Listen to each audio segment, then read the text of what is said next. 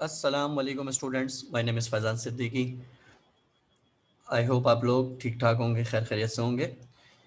अच्छा भाई, आप लोगों का जो यहाँ पर आज हमारा काम है वो ये है कि चैप्टर नंबर 4 हमारे टेक्स्ट बुक का आखिरी चैप्टर है, जिसको कि हम यहाँ पे स्टार्ट करने जा रहे हैं अल्हम्दुलिल्लाह। और इस चैप्टर को भी हम जो है वो कम्प्लीटली कवर करेंगे और इंशाल्लाह ताला विद इन टाइम लिमिट जो है ये सारी चीज़ें हम टाइमली कर लेंगे इंशाल्लाह। आप लोगों ने बस ये कि थोड़ा-सा प्रैक्टिसिंग रखनी है, प्रैक्टिसिंग बढ़ानी है। एमसीक्यूज़ के टेस्ट आप लोगों के अब बढ़ जाएँगे, तो इसलिए आप ज़रा प्रैक्टिसिंग अपनी अच्छी रखिएगा ताकि चीज़ें आपकी समझ में आएँ और आप टेस्ट दे सकें। और जहाँ पे गड़बड़ हो वहाँ पे फिर उनको हम डिस्कस भी कर सकें। तो फिलहाल अभी जो आज टेस्ट मैंने पोस्ट किया है, कुछ बच्चों ने किया है और कुछ बच्चों ने अभी अटेम्प्ट नहीं किया है, तो मैं उसको डिस्कस फिलहाल अभी नहीं करूँगा। लेकिन ये है कि बहरहाल जो भी टेस्ट में प्रॉब्लम्स होंगे वो डिस्कस किए जाएँगे। तो इसलिए आज का जो टेस्ट अपलोड कोई किया है वो कल मॉर्निंग तक लाज़मी तौर पे कर लें सारे के सारे स्टूडेंट्स, ताकि कल फिर मैं उस टेस्ट का लिंक क्लोज़ कर दूँगा और कल के लेक्चर में फिर उसमें जो भी प्रॉब्लम्स हैं, वो प्रॉब्लम्स मैं एक्सप्लेन कर दूँगा कि भाई ये एमसीक्यू अगर यूँ गलत है या यूँ सही है, तो उसका ये रीज़न था, ठीक है? तो वो मैं डिस्कस करूँगा, लेकिन पहले सारे स्टूडेंट्स अपनी टाइमिंग के हिसाब से टेस्ट दे दें। उसके बाद फिर कल जो है इन दोनों टेस्ट पर डिस्कशन होगा जो मैंने कंडक्ट किए थे, और आगे के चैप्टर्स के टेस्ट के लिए ज़रा तैयार रहिएगा सारे के सारे। अच्छा भाई, केमिकल बॉन्डिंग का हमारे पास ये जो चैप्टर है, चैप्टर नंबर 4, इस चैप्टर के यहाँ पर बच्चों 2 पार्ट्स हैं। एक जो पार्ट है इस चैप्टर का, उसमें क्लासिकल केमिस्ट्री के हिसाब से बॉन्ड को डिस्कस किया हुआ है, और दूसरा जो पार्ट है इस चैप्टर का, उसमें मॉडर्न केमिस्ट्री के हिसाब से बॉन्ड को डिस्कस किया हुआ है। तो जिस तरह एटॉमिक स्ट्रक्चर वाला चैप्टर भी क्लासिकल और मॉडर्न केमिस्ट्री में डिवाइड हुआ हुआ है, उसी तरह से केमिकल बॉन्डिंग का ये जो चैप्टर है, ये भी इसी तरह क्लासिकल और मॉडर्न केमिस्ट्री में डिवाइड हुआ हुआ है। तो 9th क्लास के लेवल पे आप लोगों ने जो केमिकल बॉन्डिंग के टॉपिक्स वगैरह पढ़े थे, तो वो टॉपिक्स यहाँ पर हमारे पास एज इट इज मौजूद हैं, कुछ मॉडिफिकेशन के साथ कुछ डिटेल और ऐड हो गई हैं। तो वो सारी बातें जो 9th में पढ़ी थी, चैप्टर के स्टार्टिंग के 40% पोर्शन में वो बातें सारी रिवाइज होंगी, और उसके बाद का जो 60% पोर्शन है तकरीबन इस चैप्टर का, वो सारा का सारा जो है वो मॉडर्न केमिस्ट्री के ऊपर बेस करता हुआ है। तो हम उसको फिर डिस्कस करेंगे वो क्या है। तो इसलिए स्टार्टिंग का पोर्शन थोड़ा सा पुराना है, तो इसलिए जरा यहीं से हम स्टार्ट लेते हैं जो क्लासिकल कॉन्सेप्ट है। केमिकल बॉन्ड को अगर कहा जाए कि भाई डिफाइन करें कि किस तरह से डिफाइन करते हैं, तो देखें, बॉन्ड की बहुत सारी फॉर्मल डेफिनेशंस हैं, बॉन्ड को डिफाइन करने के बहुत सारे तरीके हैं। आसान अल्फाज में बात करें तो देखें, फोर्स जो होती है ना, फोर्स फोर्स के मुख्तलिफ जगहों पे मुख्तलिफ नाम होते हैं।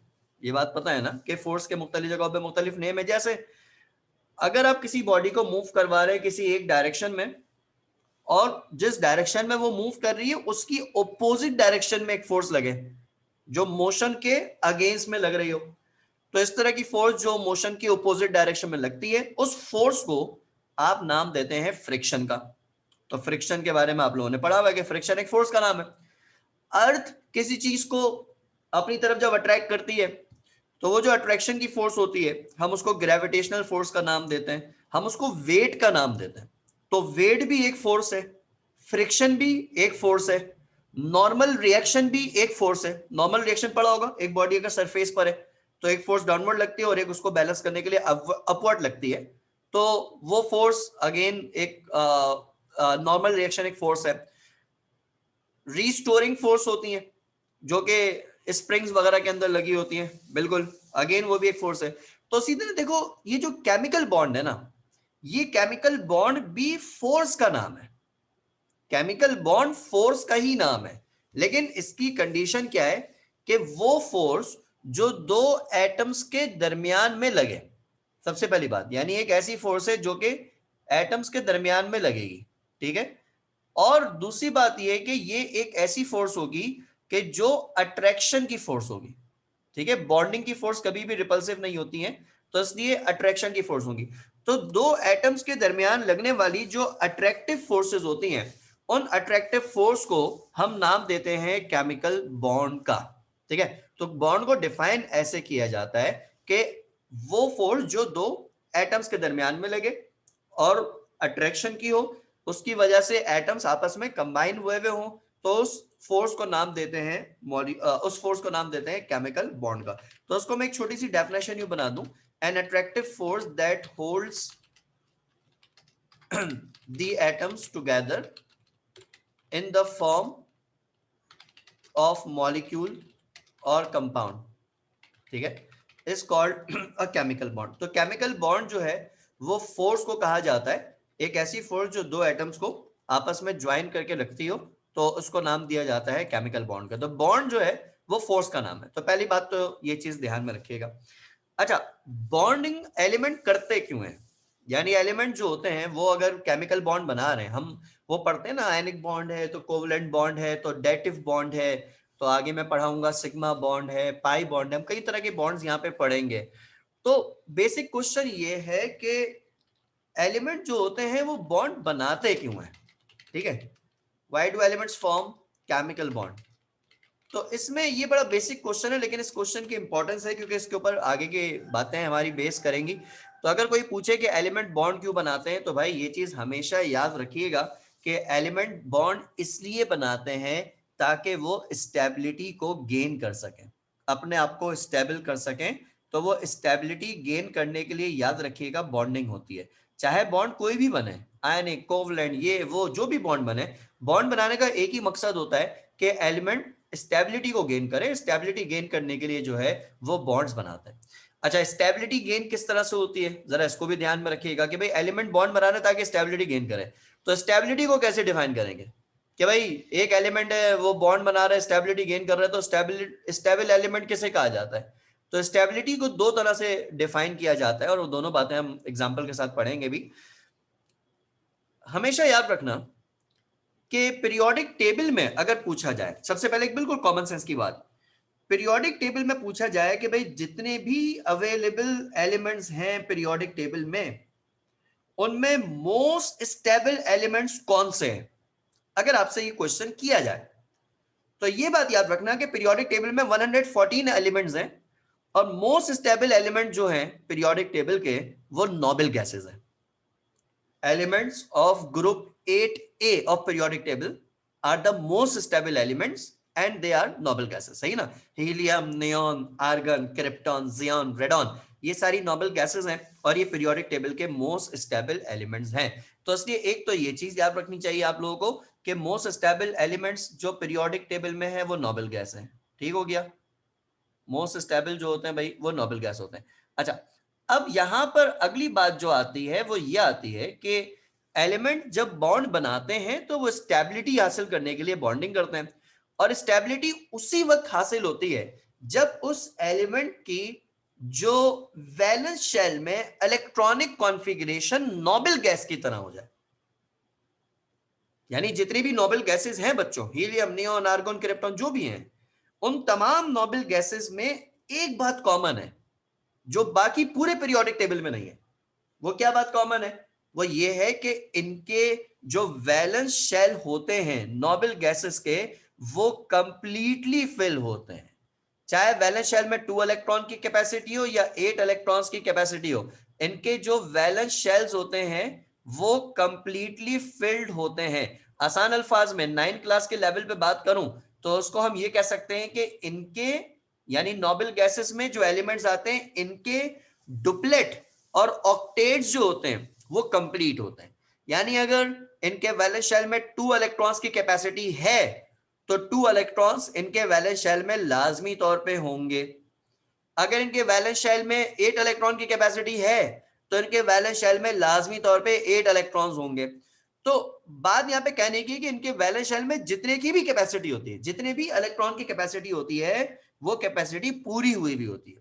तो स्टेबिलिटी का एक जो ऑब्जर्वेशन है वो ये है कि एलिमेंट्स उस वक्त स्टेबल होते हैं जब उनकी electronic configuration noble gas configuration से मैच हो जाए, यानी उनके इलेक्ट्रॉनिक कॉन्फ़िगरेशन में जो लास्ट शेल आ रहा है वो कंप्लीटली फिल हो जाए, डुप्लेट या ऑक्टेट कंप्लीटली फिल हो तो एलिमेंट स्टेबल होगा। ये एक ऑब्जर्वेशन है। तो इसलिए जब भी एलिमेंट बॉन्ड बनाते हैं तो बॉन्ड बनाते वक्त याद रखिएगा, ये बातें याद रखिएगा क्योंकि आगे मैं एग्जांपल में हर एक बात को जस्टिफाई करूंगा एक एक करके। तो ये बात याद रखिएगा कि जब भी एलिमेंट्स बॉन्ड बनाते हैं तो बॉन्ड बनाने के नतीजे में उनके वैलेंस शेल की जो इलेक्ट्रॉनिक कॉन्फ़िगरेशन होती है वो चेंज हो जाती है, वो नोबल गैस की तरह हो जाती है।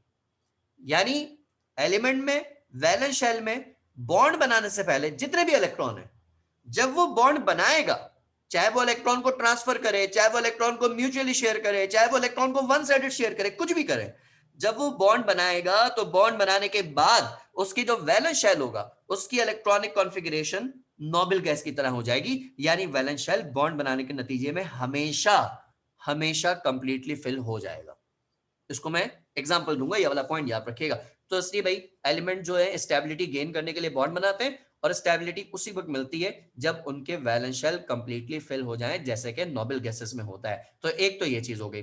दूसरी बात ये, एलिमेंट बॉन्ड बनाते हैं स्टेबिलिटी के लिए, और स्टेबिलिटी कब मिलती है? स्टेबिलिटी उस वक्त मिलती है जब कोई एलिमेंट अपनी लोवेस्ट एनर्जी लेवल पर होता है।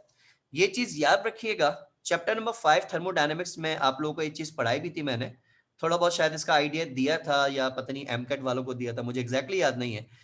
कि रिएक्शन में याद रखिएगा किसी भी चीज की जो स्टेबिलिटी होती है उसका ताल्लुक उसकी इंटरनल एनर्जी से भी होता है, और स्टेबिलिटी का और इंटरनल एनर्जी का आपस में इनवर्स रिलेशन होता है। तो इनवर्स रिलेशन का जो मतलब है वो सिंपल सा मतलब यहां पर ये है कि भाई अगर किसी चीज की इंटरनल एनर्जी कम है तो उसकी वहां पे स्टेबिलिटी ज्यादा होगी, और अगर इंटरनल एनर्जी ज्यादा है तो उसकी स्टेबिलिटी जो होगी वो वहां पे कम होगी। इस तरह की बातें जो है वो चैप्टर नंबर 5 जो हमारे पास थर्मोडायनेमिक्स का है, तो वहां पर ये बातें पढ़ाई जाती हैं समटाइम्स। मुझे याद नहीं आप लोगों के लेवल पे इस तरह की बात मैंने की है कि नहीं की है, लेकिन एक कॉन्सेप्ट ध्यान में रखिएगा कि स्टेबिलिटी और इंटरनल एनर्जी का आपस में इनवर्स रिलेशन होता है। मैं थोड़ा सा इससे हटकर, आप लोग इजाजत दें, एक छोटी सी बात मैं रिकॉल करवाता हूं आपको, जरा एक छोटी सी बात सुनिएगा। इससे हट करे, जरा इस चैप्टर से हट करे, लेकिन स्टेबिलिटी से रिलेटेड है, ठीक है? सुनिएगा, समझिएगा। आपके पास एक रिएक्शन हो रहा है जिसमें रिएक्टेंट है, रिएक्ट कर रहा है, प्रोडक्ट बना रहा है। वाई एक्सिस में एनर्जी है और एक्स एक्सिस में प्रोग्रेस ऑफ रिएक्शन है। तो जस्ट एनर्जी वाला पॉइंट हमारे लिए मैटर करता है। और रिएक्शन का ग्राफ यूं चल रहा है, सपोज बच्चों कुछ ऐसा है। अगर आपको याद हो एंडो और एक्सो के ग्राफ मैंने बनवाए थे, तो भाई ये है, इस तरह का आपके पास ही ग्राफ है। अब इसमें क्या है देखें अगर आप एक नजर, तो यहाँ पे जो रिएक्टेंट्स है उनकी एनर्जी ज्यादा है और प्रोडक्ट जो है उनकी एनर्जी कम है। तो अगर रिएक्शन में रिएक्टेंट की एनर्जी ज्यादा होगी और प्रोडक्ट की एनर्जी कम होगी, तो इस तरह के जो रिएक्शन होते हैं, पहले तो याद रखिएगा, वेरी गुड शाहिद भाई, यही तो मैं सुनना चाह रहा था। इस तरह के जो रिएक्शंस होते हैं ये एक्सोथर्मिक रिएक्शन होते हैं। वेरी गुड, शाबाश।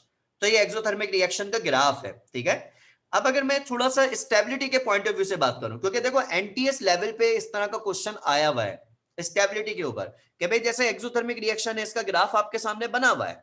अगर आपसे पूछा जाए कि बच्चों देखो रिएक्टेंट की एनर्जी भी आपके सामने, प्रोडक्ट की एनर्जी भी आपके सामने, पूछा जाए कि बताओ बच्चों कौन स्टेबल है, तो याद रखना स्टेबल वो ज्यादा होगा जिसकी एनर्जी कम होगी। तो इसका मतलब अगर सामने ग्राफ्स के लिहाज से मैं बात करूं, तो इसमें क्या है कि प्रोडक्ट की जो एनर्जी है वो कम है।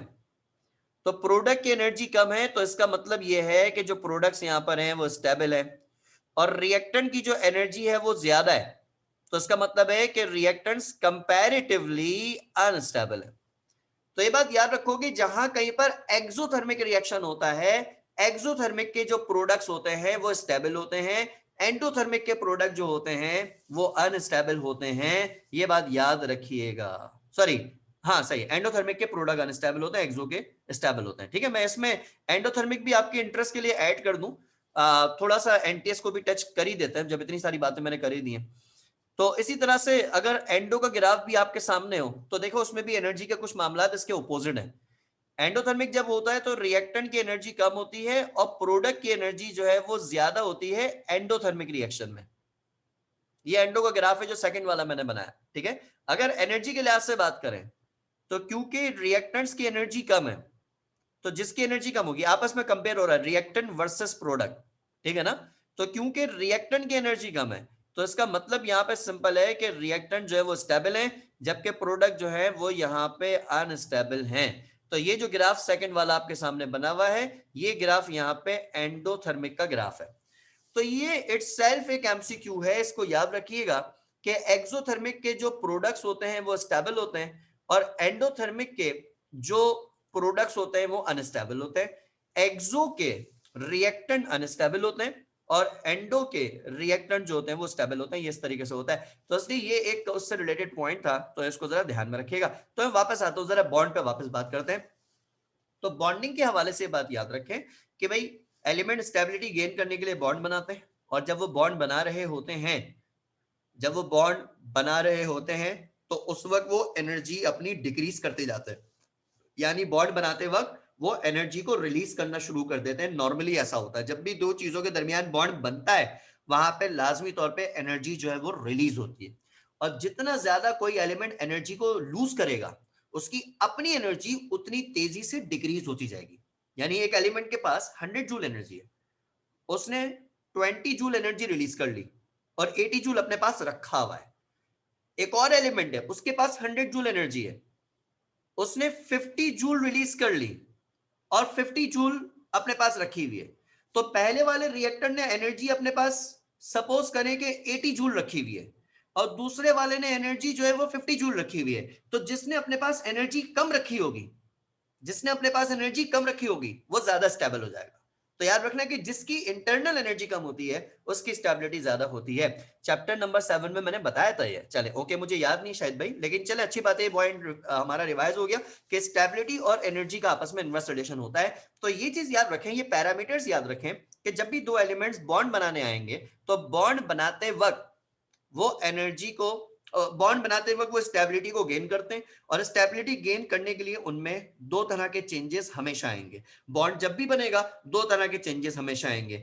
एक चेंज आएगा इलेक्ट्रॉनिक कॉन्फ़िगरेशन में, कि एलिमेंट के इलेक्ट्रॉनिक कॉन्फ़िगरेशन जो है वो नोबेल गैस की तरह हो जाएगी जब बॉन्ड बनेगा। और दूसरा चेंज जो आएगा वो एनर्जी में चेंज आएगा, कि जब भी बॉन्ड बनेगा एनर्जी हमेशा वहां पे डिक्रीज होगी ताकि स्टेबिलिटी गेन कर सके। तो ये बात जो है वो ध्यान में रखिएगा। ठीक है भाई, इतनी बात समझ में आती है ना। अच्छा, अब इसमें आगे बढ़ते हैं। मुझे जरा 1 मिनट दीजिए कि मैं एक गिलास पानी पी कर आता हूँ। 1 मिनट हो गया।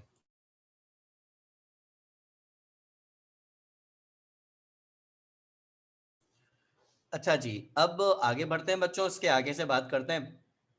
तो ये तो हमारा बेसिक आइडिया है बॉन्ड के हवाले से कि भाई बॉन्ड का ये लॉजिक है, ये इसका रीजन होता है। ठीक है। अच्छा, अब आगे बात करते हैं। तो भाई सबसे पहली जो बॉन्ड की टाइप हमारे पास यहाँ पर आती है, it is related to ionic bond. Definitely यहीं से बात स्टार्ट करनी पड़ेगी। तमाम बॉन्ड्स का ये सरदार है आयनिक बॉन्ड। काफ़ी काम का बॉन्ड है, बहुत अच्छा बॉन्ड है, और जब भी बनता है तो बनने के बाद इसकी प्रॉपर्टीज़ बड़ी मुख्तलिफ हो जाती हैं। तो ज़रा इस पर हम बात करते हैं कि ये बेसिकली होता क्या है और इसके कॉन्सेप्ट्स बहरहाल छोटे छोटे क्या हैं, उन पर हम बात करेंगे। आयनिक बॉन्ड वगैरह पे शॉर्ट नोट टाइप की चीज़ें आती रही हैं पुराने पेपर्स में। अब ये कि थोड़ा सा इसको देख लें तफसील से। देखो, डेफिनेशन जो फॉर्मल है वो तो वही है, डेफिनेशन में तो कोई चेंज नहीं आएगा। वही डेफिनेशन जो आपने 9th के लेवल पे पढ़ी थी वही डेफिनेशन यहाँ पे भी मैं डिस्कस करूंगा। बस ये कि उसकी एक्सप्लेनेशन में थोड़ी चीजें जो है अब मुख्तलिफ तरीके से ऐड हो जाएंगी।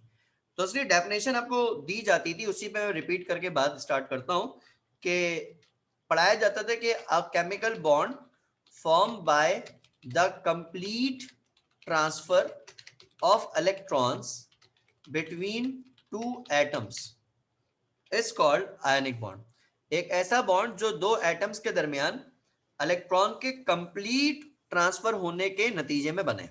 यानी एक एटम इलेक्ट्रॉन को कंप्लीटली लूज कर दे और दूसरा एटम इलेक्ट्रॉन को कंप्लीटली गेन कर ले।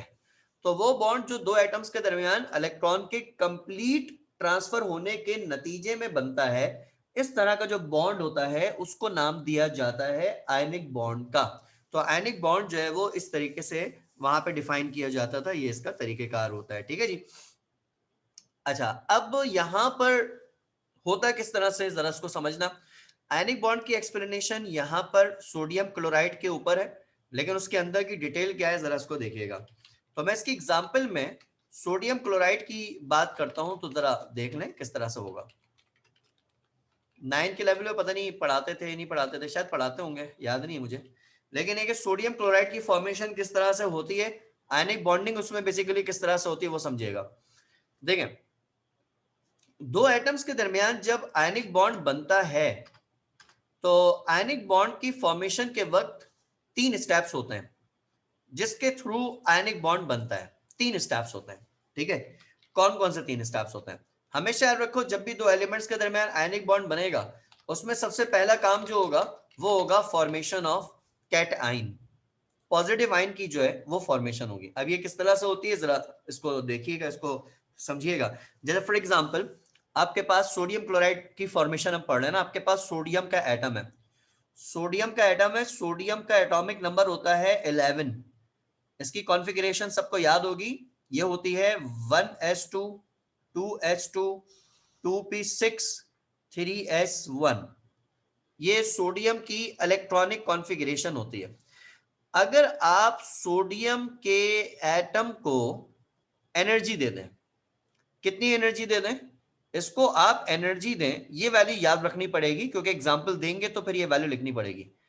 495 किलो जूल पर मोल। ऑब्जर्व कर रहे हैं कि डेल्टा एच का साइन पॉजिटिव है, मतलब एंडोथर्मिक चेंज हो रहा है। तो जब आप सोडियम के एटम को 495 किलो जूल पर मोल एनर्जी देते हैं तो इतनी एनर्जी देने पर इसका जो वैलेंस ऑर्बिटल होता है 3s ऑर्बिटल, इसमें जो इलेक्ट्रॉन होता है, ये इलेक्ट्रॉन इतनी एनर्जी एब्जॉर्ब करने के बाद यहां से निकल जाता है।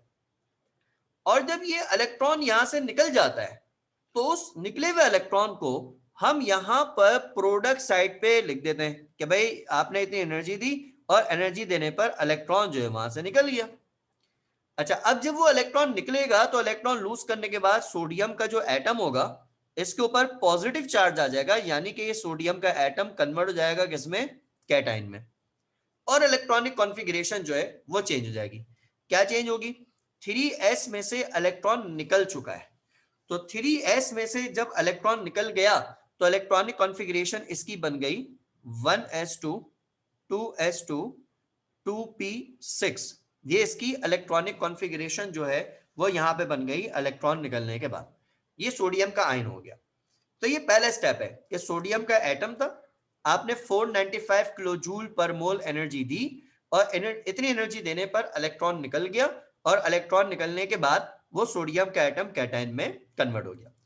चैप्टर नंबर 3 के आखिरी में जो मैंने पोर्शन पढ़ाए थे, अगर मैं वहां से एक डेफिनेशन यहां पर ऐड करूं तो हमने एक चीज पढ़ी थी कि जब किसी एटम को इतनी एनर्जी दे दें कि इतनी एनर्जी देने पर उसमें से इलेक्ट्रॉन बाहर निकल जाए, इलेक्ट्रॉन बाहर निकलने का मतलब है कि वो एटम कैटायन में कन्वर्ट हो जाए। तो जब किसी एटम को एनर्जी दें, एनर्जी देने के बाद इलेक्ट्रॉन निकल जाए और वो कैटायन में कन्वर्ट हो जाए, तो जो एनर्जी आपने उसको दी उस एनर्जी को, बिल्कुल बिल्कुल वेरी गुड एमन शाहिद, बिल्कुल वेरी गुड। तो जो एनर्जी आपने दी होती है, इस एनर्जी को नाम दिया जाता था आयोनाइजेशन पोटेंशियल का। ठीक है भाई, ये एनर्जी आप लोगों को पढ़ाई गई थी पीछे, तो इसका आपको आइडिया होना चाहिए कि जब एटम को एनर्जी देते हैं और इलेक्ट्रॉन उसमें से लूज हो जाता है तो जो एनर्जी दी जाती है उस एनर्जी को आयनाइजेशन पोटेंशियल का नाम दिया जाता है। ये आपके पास जो है वो इसमें पहला स्टेप यहां पर होता है। ठीक है, उसके बाद दूसरा स्टेप होता है फॉर्मेशन ऑफ एन आइन का स्टेप। फॉर्मेशन ऑफ एन आइन जो होती है वो किस तरह से होती है, अब अगला स्टेप समझ लें हम, क्योंकि NaCl बनाने जा रहे हैं। आपके पास क्लोरीन का एटम है, क्लोरीन का एटॉमिक नंबर होता है 17 और 17 एटॉमिक नंबर का मतलब है कि इसमें 17 इलेक्ट्रॉन्स होते हैं और इसकी कॉन्फ़िगरेशन यूं बनती है 1s2 2s2 2p6 3s2 3p5। ये क्लोरीन के एटम की इलेक्ट्रॉनिक कॉन्फ़िगरेशन है। ठीक है, अच्छा, सोडियम के एटम ने जो इलेक्ट्रॉन वहां पे लूज किया था, उस लूज किए हुए इलेक्ट्रॉन को क्लोरीन का एटम अपने p ऑर्बिटल में गेन कर लेता है। यानी p ऑर्बिटल में क्लोरीन के पास 5 इलेक्ट्रॉन्स हैं। सही है, तो वो क्या कर रहा है कि सोडियम का जो इलेक्ट्रॉन लूज हुआ है, क्लोरीन का एटम उस इलेक्ट्रॉन को गेन करेगा, और जब इलेक्ट्रॉन गेन करेगा तो वो गेन हुआ इलेक्ट्रॉन लेफ्ट साइड पे लिखा जाएगा और उस इलेक्ट्रॉन के गेन करने के नतीजे में क्लोरीन के एटम पे नेगेटिव चार्ज आ जाएगा, यानी ये एनाइन में कन्वर्ट हो जाएगा। इस दौरान इलेक्ट्रॉनिक कॉन्फ़िगरेशन चेंज हो जाएगी। इसके p ऑर्बिटल में पहले 5 इलेक्ट्रॉन थे, एक इलेक्ट्रॉन क्लोरीन ने बाहर से गेन कर लिया तो इसके p ऑर्बिटल में 6 इलेक्ट्रॉन्स हो गए, तो इसलिए जो इलेक्ट्रॉनिक कॉन्फ़िगरेशन बनी अब वो यूं बन गई कि 1s2 2s2 2p6 3s2 3p6। आप लोगों को मैंने आइंस की कॉन्फ़िगरेशन लिखना सिखाई थी, तो सबको पता है कि ये किस तरह से लिखी जाती है। तो 3p6 पे आके इसकी कॉन्फ़िगरेशन यहां पर एंड हो गई। तो बात यहां पे कहने की ये है कि जब ये क्लोरीन का एटम इलेक्ट्रॉन को गेन करता है तो इस दौरान ये एनर्जी रिलीज करता है। जो रिलीज होती है एनर्जी उसकी वैल्यू होती है -347 किलो जूल पर मोल। इतनी एनर्जी जो है वो यहां पर रिलीज हो जाती है। ठीक है, तो हमने पढ़ा था चैप्टर 3 में कि एक एटम अगर इलेक्ट्रॉन गेन कर रहा है, एनाइन बना रहा है, उस वक्त जो एनर्जी वहां से रिलीज होती है एनाइन की फॉर्मेशन के वक्त, बिल्कुल बिल्कुल, तो उस रिलीज होने वाली एनर्जी को, हाँ भाई शाहिद भाई सही कह रहे हैं आप, उस रिलीज होने वाली एनर्जी को, बिल्कुल एमन ऐसा ही है, नाम दिया जाता है इलेक्ट्रॉन एफिनिटी का। ठीक है, तो इसलिए ये जो एनर्जीज यहाँ पे इन्वॉल्व हैं, एनर्जीज भी याद रखें यही एनर्जीज इन्वॉल्व होती हैं। तो ये जो एनर्जीज इन्वॉल्व हैं आयनिक बॉन्ड की फॉर्मेशन में, तो उसमें एक एनर्जी इन्वॉल्व होती है आयनाइजेशन पोटेंशियल, दूसरी एनर्जी वहां पे इन्वॉल्व होती है इलेक्ट्रॉन एफिनिटी। इन एनर्जीज का बहुत इंपॉर्टेंट रोल है, आगे प्रॉपर्टीज में पढ़ाऊंगा तो ये जरा याद रखिएगा। अच्छा एक चीज ऑब्जर्व करें, मैंने पढ़ाया था कि एलिमेंट बॉन्ड इसलिए बनाते हैं ताकि उनकी इलेक्ट्रॉनिक कॉन्फ़िगरेशन जो है वो नोबल गैस की तरह हो जाए, यानी उनके वैलेंस शेल कंप्लीटली फिल हो जाए। तो जरा एक नजर इस बात को भी ऑब्जर्व कर लें, तो फिर मैं तीसरा स्टेप समझाता हूं कि भाई सोडियम की जो कॉन्फ़िगरेशन थी पहले, उसमें लास्ट ऑर्बिटल कंप्लीटली फिल नहीं था, लेकिन इलेक्ट्रॉन लूज करने के बाद लास्ट ऑर्बिटल कंप्लीटली फिल हो गया। और ये जो कॉन्फ़िगरेशन सोडियम की मैच हो रही है, ये कॉन्फ़िगरेशन यहां पे मैच हो रही है नियोन से। नोबेल गैस का सेकंड मेंबर नियोन है, उसकी कॉन्फ़िगरेशन होती है 1s2 2s2 2p6। तो यहां पे इसकी कॉन्फ़िगरेशन जो है वो नियोन से मैच हो रही है। इसी तरह क्लोरीन इलेक्ट्रॉन गेन करने से पहले लास्ट ऑर्बिटल में 5 इलेक्ट्रॉन थे, यानी लास्ट ऑर्बिटल जो था वो क्लोरीन का कंप्लीटली फिल नहीं था। और इलेक्ट्रॉन जब इसने गेन किया तो इलेक्ट्रॉन गेन करने के बाद इसका आखिरी जो ऑर्बिटल है वो कंप्लीटली फिल हो गया। और फिर जब ये कंप्लीटली फिल हुआ तो इसकी जो कॉन्फ़िगरेशन है, ये कॉन्फ़िगरेशन यहां पे मैच हो गई, बिल्कुल एमन वेरी गुड, आर्गॉन से मैच हो गई। तो बाद में यही कह रहा था कि एलिमेंट जब बॉन्ड बनाते हैं ना तो उनकी इलेक्ट्रॉनिक कॉन्फ़िगरेशन में चेंज आता है, और वो जो चेंज आता है वो इस तरह का आता है कि उनकी इलेक्ट्रॉनिक कॉन्फ़िगरेशन नोबेल गैसेस से मैच हो जाती है, नोबेल गैसेस की तरह हो जाती है जब वो इलेक्ट्रॉन को गेन या लूज कर रहे होते हैं, बॉन्ड फॉर्म करते हैं। तो इससे वाली बात यहाँ पे इस तरह से आती है। तो इसलिए इस बात को जो है वो आप लोग याद रखिएगा, ध्यान में रखिएगा। अच्छा अब उसके बाद आगे क्या होगा, मैं जरा कंफ्यूजन ना हो तो मैं इसको इरेज कर रहा हूँ, रिकॉर्डिंग में तो ये आ ही गया। अच्छा अब अगली बात क्या होगी, जब बॉन्ड बनता है तो तीसरा स्टेप भी होता है, 3 स्टेप्स में जाके आयनिक बॉन्ड बनता है। पहले स्टेप में कैटाइन फॉर्म हुआ, दूसरे स्टेप में एनाइन फॉर्म हुआ, तीसरा जो स्टेप होता है इस स्टेप में formation of crystal lattice, crystal lattice बनती है। यानी ये जो कैटाइन बना पहले स्टेप में और जो एनाइन बना दूसरे स्टेप में, तीसरे स्टेप में ये कैटाइन और एनाइन एक दूसरे को अट्रैक्ट करते हैं, एक दूसरे से कंबाइन होते हैं। तो फर्स्ट स्टेप में फॉर्म होने वाला कैटाइन, सेकंड स्टेप में फॉर्म होने वाला एनाइन, जब ये एक दूसरे को अट्रैक्ट करेंगे तो अट्रैक्ट करके ये कंबाइन होंगे, और कंबाइन होने के बाद ये यहां पर फॉर्म कर देंगे NaCl। इस दौरान जो एनर्जी चेंज आएगा उस एनर्जी चेंज की वैल्यू होती है -788 किलो जूल पर मोल। इतना एनर्जी चेंज जो है वो यहां पर आ रहा होता है। ठीक है, तो ये दो आइंस आपको मिले, आपस में कंबाइन हुए और इन्होंने सॉलिड NaCl यहां पे फॉर्म कर दिया। ये आइंस जो होते हैं ये गैस की फॉर्म में होते हैं और ये कंबाइन होने के बाद सॉलिड NaCl बनाते हैं। जब दो गैसियस आयन कंबाइन हो और कंबाइन होने के बाद वो सॉलिड का 1 मोल बनाए, गैसियस आयन कंबाइन हो और कंबाइन होने के बाद 1 मोल ऑफ सॉलिड प्रोड्यूस करें, तो उस वक्त जो एनर्जी वहां पे रिलीज होती है, इस एनर्जी का नाम पहले हम लोगों ने कहीं पे भी नहीं पढ़ा, इस एनर्जी को नाम दिया जाता है लैटिस एनर्जी का। तो इसके अलग से हम डेफिनेशन ऐड कर लेंगे, तो इसको लैटिस एनर्जी कहते हैं, लैटिस सरफेस को कहा जाता है। तो जब दो गैस के आयंस कंबाइन हो और कंबाइन होने के बाद वो 1 mole of a crystalline solid form करते हैं। तो फिर जो एनर्जी रिलीज होती है उस रिलीज, ये हमेशा रिलीज होगी, मतलब एक्सोथर्मिक होगी लैटिस एनर्जी। तो जो एनर्जी रिलीज होती है उस एनर्जी को नाम दिया जाता है लैटिस एनर्जी का। ये इस तरीके से होता है। तो इसलिए ये चीज हमेशा याद रखिएगा कि भाई यहाँ पे ये होता है। अच्छा, इस पूरे प्रोसेस में अगर नेट एनर्जी चेंज, वैसे जस्ट फॉर योर इंफॉर्मेशन, वरना ये वाली बात इग्नोर कर सकते हैं जो मैं बता रहा हूं, अगर नेट एनर्जी चेंज पूछा जाए कि भाई इस पूरे फिनोमेने में, प्रोसेस में नेट एनर्जी चेंज कैसा आया, ठीक है, तो नेट एनर्जी चेंज के लिए क्या करेंगे, तीनों स्टेप्स की एनर्जी को ऐड कर दें, यानी 495 उसमें ऐड किया माइनस का 347, उसमें ऐड किया माइनस का 788। अब इसकी जो भी वैल्यू आ रही है वो वैल्यू आएगी यहाँ पे क्या, नेगेटिव। तो इसका मतलब क्या है कि जब ये बॉन्ड फॉर्म हो रहा है तो इस बॉन्ड की फॉर्मेशन के वक्त नेट जो एनर्जी चेंज आएगा वो नेगेटिव आएगा। यानी इसका मतलब क्या है कि बॉन्ड की फॉर्मेशन के वक्त सिस्टम में से एनर्जी ओवरऑल बाहर निकल जाएगी। तो जब एनर्जी बाहर निकलेगी, एनर्जी रिलीज होगी, तो अपनी इंटरनल एनर्जी सिस्टम की कम हो जाएगी और बॉन्ड वहां पे स्ट्रांग बनेगा। यानी जितनी ज्यादा एनर्जी यहां से बाहर निकलेगी वहां पे उतना ज्यादा स्ट्रांग बॉन्ड बनेगा। ये इस तरह से होता है। तो इसलिए जहां कहीं पर आयनिक बॉन्ड बनेगा वहां पे नेट एनर्जी चेंज हमेशा नेगेटिव होगा। ये बात वैसे ही याद रखिएगा, काम आ जाए कहीं पे, ठीक है। जी हाँ, लैटिस एनर्जी क्वेश्चन ये चैट्स में कि लैटिस एनर्जी सिर्फ सॉलिड में होती है। बिल्कुल, लैटिस एनर्जी सिर्फ सॉलिड पे होती है, सॉलिड पे डिफाइन की जाती है कि गैसेस एंड कंबाइन होकर सॉलिड का 1 मोल बनाए तो उस वक्त रिलीज होने वाली एनर्जी लैटिस एनर्जी कहलाती है। असल में लैटिस होती ही सॉलिड की है, लिक्विड की या गैसेस की लैटिस नहीं होती है।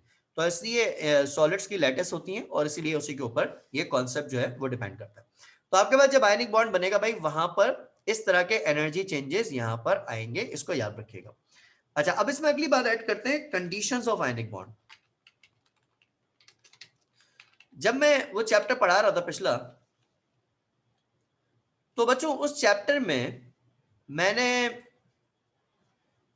आयनिक बॉन्ड के हवाले से एक छोटी बात डिस्कस की थी। अब उसको थोड़ा सा लंबा करके मैं बताता हूं। लास्ट जो चैप्टर हमने पढ़ा था तो उसमें मैंने ये वाली बात डिस्कस की थी इलेक्ट्रोनेगेटिविटी वाले लेक्चर के अंदर। ये वाली बात ये आपके सामने आ रही है कि भाई एक छोटी सी बात थी कि जब दो एलिमेंट्स बॉन्ड बनाने आते हैं तो उनके दरमियान बनने वाला बॉन्ड आयनिक होगा या कोवलेंट होगा। ये डिपेंड करेगा इस बात पे कि इलेक्ट्रोनेगेटिविटी का डिफरेंस कितना है। आपको लेफ्ट साइड पे ब्लू इंक से नजर आ रहा होगा। तो हमने ये पढ़ा था कि अगर इलेक्ट्रोनेगेटिविटी का डिफरेंस 1.7 से ज्यादा हो या उसके बराबर हो तो उस कंडीशन में आयनिक बॉन्ड बनता है। और अगर इलेक्ट्रोनेगेटिविटी का डिफरेंस 1.7 से कम होता है तो उस कंडीशन में वहां पर कोवलेंट बॉन्ड बनता है। ठीक है जी। तो ये चीज जो थी वो हमने डिस्कस की थी, इस तरह की बात हमने डिस्कस की थी प्रीवियस उसमें। तो एक एक कॉन्सेप्ट है या क्राइटेरिया है। अब जरा मैं इसी बात से बात करता हूं आयनिक बॉन्डिंग के हवाले से कि भाई अगर आयनिक बॉन्डिंग की कंडीशंस पूछी जाए कि बताएं वो कौन कौन सी कंडीशंस हैं जिसके पूरे होने पे आयनिक बॉन्ड बनेगा, तो याद रखना कि आयनिक बॉन्डिंग की टोटल 4 कंडीशंस हैं। जब तक वो चारों कंडीशंस एक साथ पूरी ना हो आयनिक बॉन्ड नहीं बनेगा। उन चारों में से एक तो वो इलेक्ट्रोनेगेटिविटी डिफरेंस वाली है जो आपके पास है। तो ये चीज याद रखना कि जब तक उन चारों में से कोई भी एक कंडीशन मिस होगी आयनिक बॉन्ड वहां पे फॉर्म नहीं होगा। ठीक है, अब वो कंडीशंस क्या है, वो कंडीशंस यहां पर ये हैं। सबसे पहली कंडीशन जो है आपके पास वो ये है कि भाई आयनिक बॉन्ड उस वक्त बनता है जब वो एलिमेंट जो इलेक्ट्रॉन को लूज करके कैटाइन बना रहा था, स्टेप नंबर 1 में कैटाइन बन रहा है ना बच्चों, तो वो जो एलिमेंट इलेक्ट्रॉन लूज करके कैटाइन बना रहा था उसकी जो आयनाइजेशन पोटेंशियल की वैल्यू है वो लो होनी चाहिए। आयनाइजेशन पोटेंशियल वैल्यू जितनी लो होगी उतनी आसानी से एटम कैट आइन बनाएगा, और जितनी आसानी से वो कैटाइन बनाएगा उतनी जल्दी आयनिक बॉन्ड बनेगा। तो इसलिए कैटाइन का आसानी से बनना जरूरी है, एनाइन का आसानी से बनना जरूरी है, तो आयनिक बॉन्ड बनेगा। तो इसलिए पहली कंडीशन ये है कि भाई जब इलेक्ट्रॉन लूज करने वाला एलिमेंट की लो आईपी वैल्यू होगी यानी वो इजीली इलेक्ट्रॉन लूज कर रहा है, इजीली कैटायन बना रहा है, तो ये एक फेवरेबल कंडीशन है आयनिक बॉन्ड बनाने की। दूसरी जो कंडीशन आयनिक बॉन्ड बनाने की है, वो दूसरी कंडीशन यहां पर यूं है कि भाई, एक मिनट, लो आईपी होनी चाहिए। एक मिनट भैया, इसको मैं लिख दूं, ये टाइप पे नहीं आ रहा। तो पहली कंडीशन तो ये होगी कि भाई आयनाइजेशन पोटेंशियल वैल्यू जो है वो लो होनी चाहिए। जितनी लो होगी उतनी फेवरेबल कंडीशंस होंगी आयनिक बॉन्ड बनाने के लिए। तो फर्स्ट कंडीशन हमारे पास ये आ गई। अच्छा, दूसरी कंडीशन ये है कि वो एलिमेंट जो इलेक्ट्रॉन को गेन कर रहा है और एनाइन बना रहा है, उसकी जो इलेक्ट्रॉन एफिनिटी की वैल्यू है, ये इलेक्ट्रॉन एफिनिटी की वैल्यू जो है वो हाई होनी चाहिए। तो इलेक्ट्रॉन एफिनिटी की वैल्यू जितनी ज्यादा हाई होगी, वो उतनी आसानी से, उतनी तेजी से इलेक्ट्रॉन गेन करेगा और एन आइन फॉर्म करेगा। तो इलेक्ट्रॉन एफिनिटी जितना ज्यादा हाई होगी, उतना आसानी से वो एनाइन बनाएगा और उतना फेवरेबल कंडीशन होगी आयनिक बॉन्ड बनाने की। इलेक्ट्रॉन एफिनिटी बेसिकली इलेक्ट्रॉन को गेन करने की एबिलिटी होती है। तो जो जितना ज्यादा एबिलिटी रखेगा इलेक्ट्रॉन गेन करने की, एक्सेप्ट करने की, वो उतना जल्दी और आसानी से एनाइन बनाएगा और वो उतना फेवरेबल कंडीशन हो जाएगी आयनिक बॉन्ड की। तीसरी जो कंडीशन है आयनिक बॉन्डिंग की, वो तीसरी कंडीशन यहां पर ये है कि आयनिक बॉन्ड बनाने के लिए जो इलेक्ट्रोनेगेटिविटी का डिफरेंस होता है दो कंबाइनिंग एलिमेंट्स के दरमियान, इट शुड बी ग्रेटर और इक्वल टू 1.7। इलेक्ट्रोनेगेटिविटी डिफरेंस 1.7 के बराबर या फिर 1.7 से ग्रेटर होना चाहिए। ये तीसरी कंडीशन है आयनिक बॉन्डिंग की।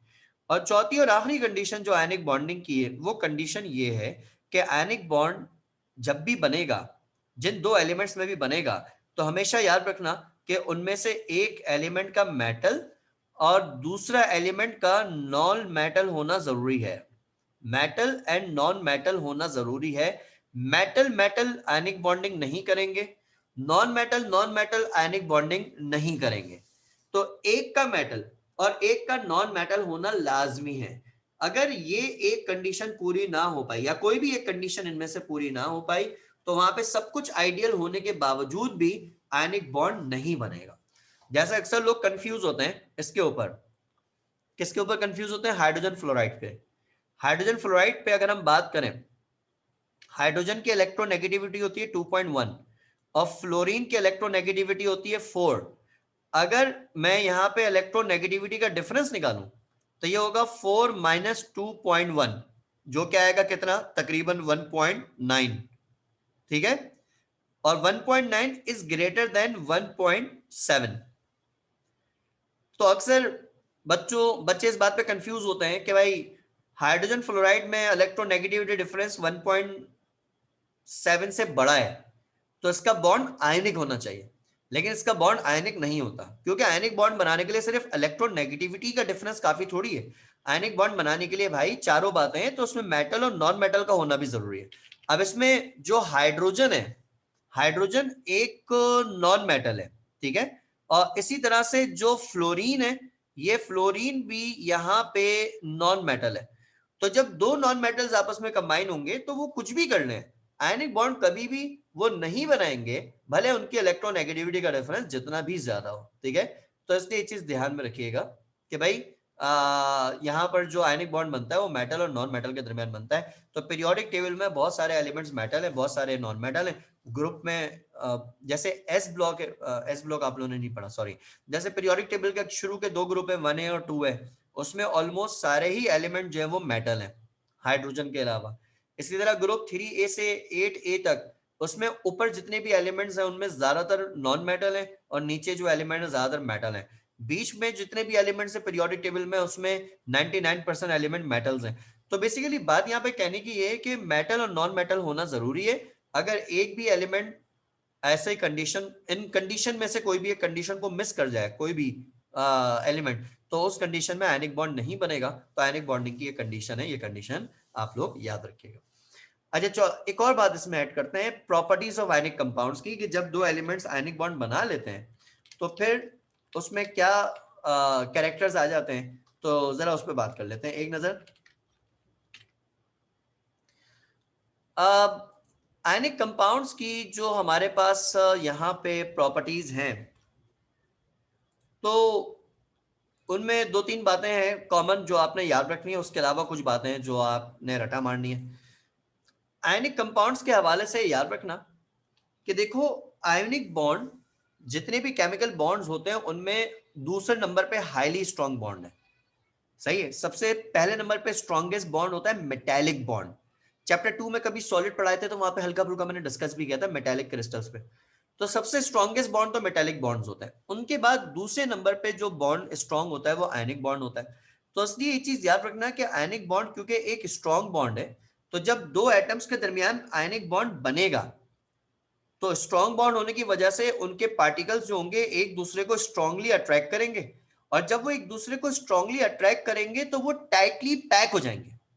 तो जब पार्टिकल्स स्ट्रांगली अट्रैक्ट करें और टाइटली पैक हो जाएं, तो वहां पर मैटर की जो स्टेट मिलती है वो हमेशा आपको सॉलिड स्टेट मिलती है। तो जितने भी आयनिक कंपाउंड्स होते हैं ये हमेशा सॉलिड स्टेट में एग्जिस्ट करते हैं, क्योंकि आयनिक बॉन्ड एक स्ट्रॉन्ग बॉन्ड होता है, तो वो पार्टिकल को बहुत मजबूती से जोड़ के रखता है। तो वहां पे पार्टिकल्स टाइटली पैक होने की वजह से सॉलिड स्टेट में एग्जिस्ट करता है।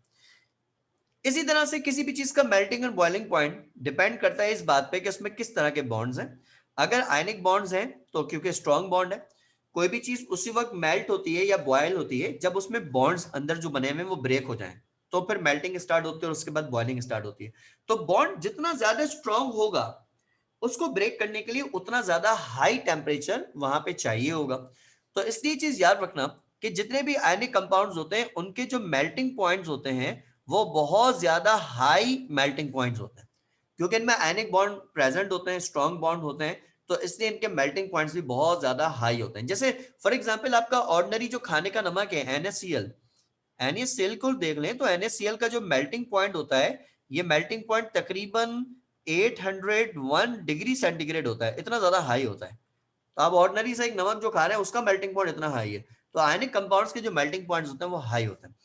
तीसरी बात ये कि जितने भी आयनिक कंपाउंड्स होते हैं ये हमेशा हमेशा अपने कलर के हिसाब से याद रखिएगा कि ये वाइट होते हैं सारे आयनिक कंपाउंड्स।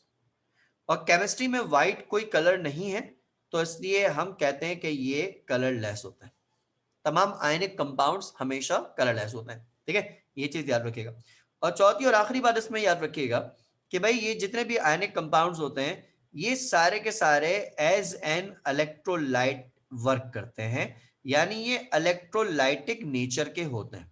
ठीक है जी, आयनिक कंपाउंड सारे इलेक्ट्रोलाइटिक नेचर के होते हैं। मतलब ये कि अगर आप उनको मेल्ट कर दें और करंट पास करें तो ये करंट पास करेंगे। आप इनका एक्वस सॉल्यूशन बना लें, वाटर के अंदर सॉल्यूशन बना लें और करंट पास करें तो ये करंट पास करते हैं। तो इसलिए ये इलेक्ट्रोलाइटिक नेचर के होते हैं, तो ये बातें इनके अंदर है। तो ये 3-4 बातें हैं आयनिक कंपाउंड्स के हवाले से। तो इन तमाम बातों को जो है वो आप लोग यहाँ पे ध्यान में रखिएगा। तो ये इनका छोटा सा कॉन्सेप्ट है, ठीक हो गया। अच्छा, आयनिक बॉन्ड आपके पास इतना आ गया, उसके बाद अगली टैब में ऐड करूंगा कोवलेंट बॉन्ड, लेकिन उससे पहले 5 मिनट्स का हम ब्रेक लेते हैं। आप लोग मीटिंग को डिस्कनेक्ट ना कीजिएगा, मीटिंग में यहीं पे पॉज कर देता हूं और एक 5 मिनट्स का ब्रेक लेता हूं, थोड़ा सा आप लोग भी फ्रेश हो जाए, मैं भी जरा फ्रेश हो जाता हूं और उसके बाद फिर इसको यहीं से कंटिन्यू करते हैं। तो मीटिंग को कनेक्टेड रखिएगा और 11:25 पर जो है वो आप लोग रीज्वाइन, मतलब मैं इसको रिज्यूम कर लूंगा, तो आप लोग जो है कंटिन्यू कर लीजिएगा 11:25 पे, ठीक है। तो जस्ट 5 मिनट्स ब्रेक लेते हैं, जरा सा वाटर वाटर वाटर ब्रेक लेते हैं, ठीक है जी।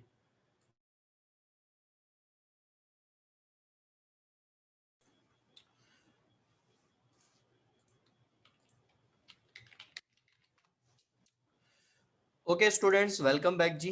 चलें वापस से काम स्टार्ट लेते हैं। और यहाँ पे हम बात कर रहे थे कोवलेंट बॉन्ड के हवाले से।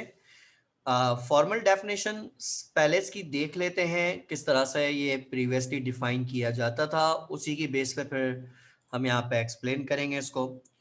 कोवलेंट बॉन्ड के हवाले से आपको ये पढ़ाया जाता है कि कोवलेंट बॉन्ड एक ऐसा बॉन्ड होता है जो कि म्यूचुअल शेयरिंग ऑफ इलेक्ट्रॉन से बनता है।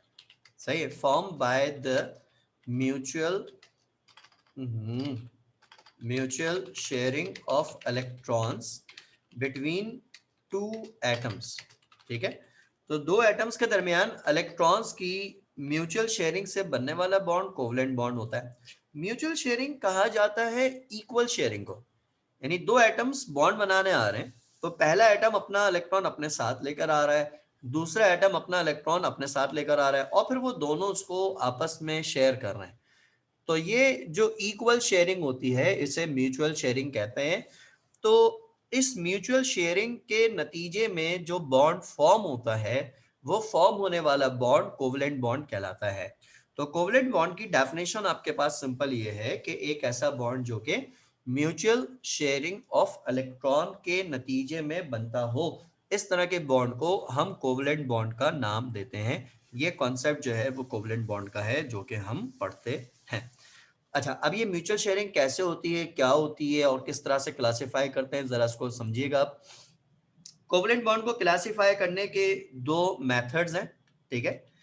पहला जो मेथड है वो है classification on the basis of number of bonds. Classify करने का जो पहला मेथड हमारे पास है वो नंबर ऑफ बॉन्ड्स की बेसिस पर है कि भाई कोवलेंट बॉन्ड को हम किस तरह से क्लासिफाई करेंगे, ठीक है जी। अच्छा, अब ये नंबर ऑफ बॉन्ड्स की बेसिस पे किस तरह से डिफाइन होता है, इसको देखते हैं एक नजर। देखें, नंबर ऑफ बॉन्ड्स की बेसिस पे बात करें तो आपके पास वही पुराना कॉन्सेप्ट था, उसको मैं तेजी से रिकॉल कर दूं। तो उसमें एक टैब आपके पास थी सिंगल कोवेलेंट बॉन्ड की, ठीक है, बचपन से आप लोग पढ़ते हैं। फिर एक टैब आपके पास आती थी डबल कोवेलेंट बॉन्ड की, ऐसा ही है। और इसी तरह से डबल कोवेलेंट बॉन्ड, ठीक है। इसी तरह से एक टाइप जो आपके पास यहाँ पर आती थी वो आती थी यहाँ पे ट्रिपल कोवेलेंट बॉन्ड की।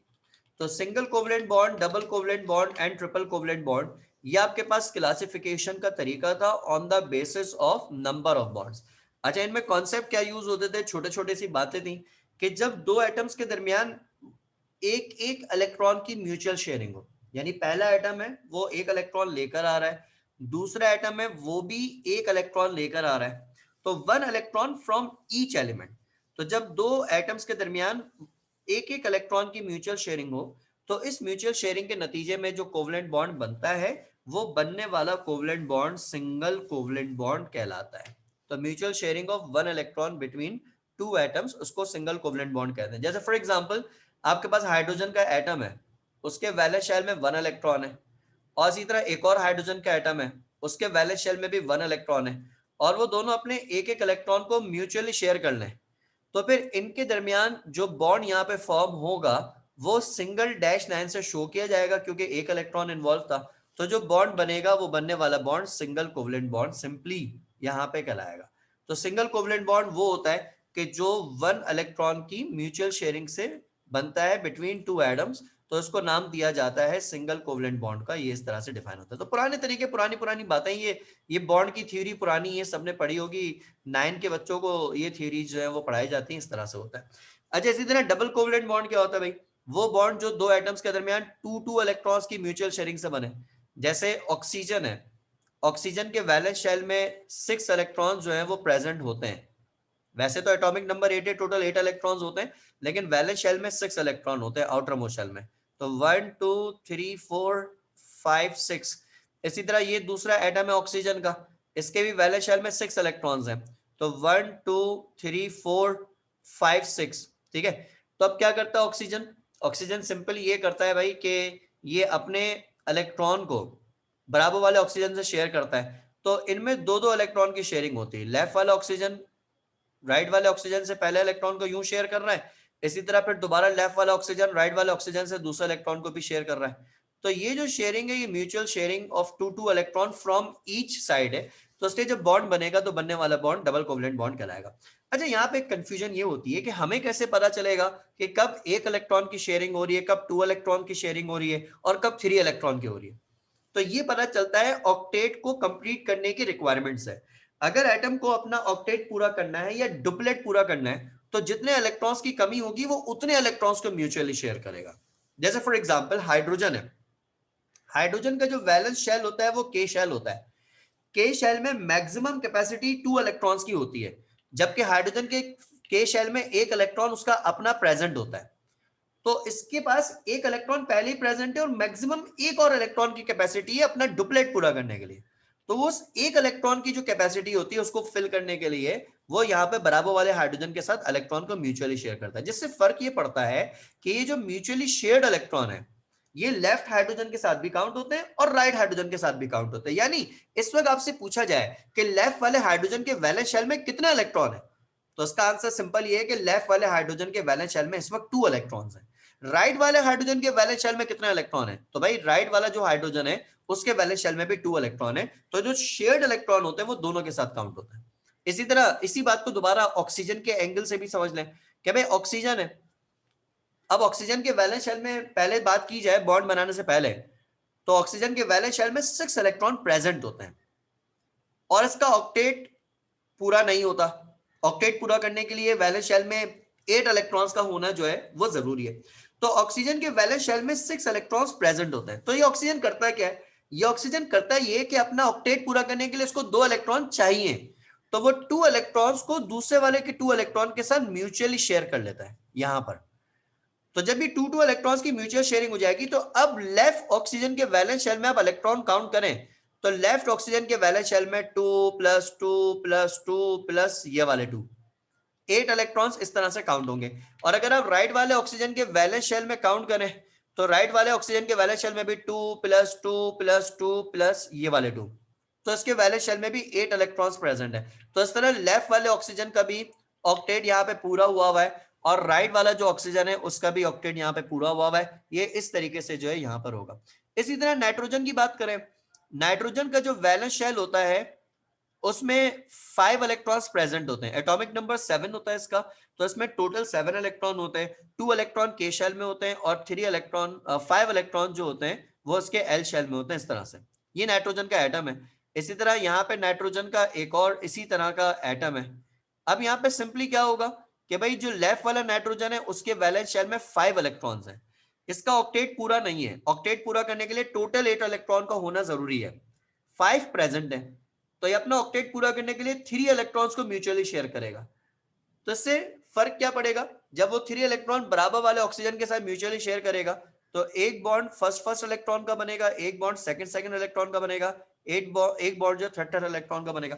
तो इस तरह इनके दरमियान जब ये 3 इलेक्ट्रॉन्स की म्यूचुअल शेयरिंग होगी फ्रॉम ईच एटम, यानी टोटल इलेक्ट्रॉन जो बीच में शेयर्ड है, टोटल इलेक्ट्रॉन जो बीच में शेयर्ड है वो 6 इलेक्ट्रॉन शेयर्ड है, जिसमें 3 लेफ्ट नाइट्रोजन के और 3 राइट नाइट्रोजन के।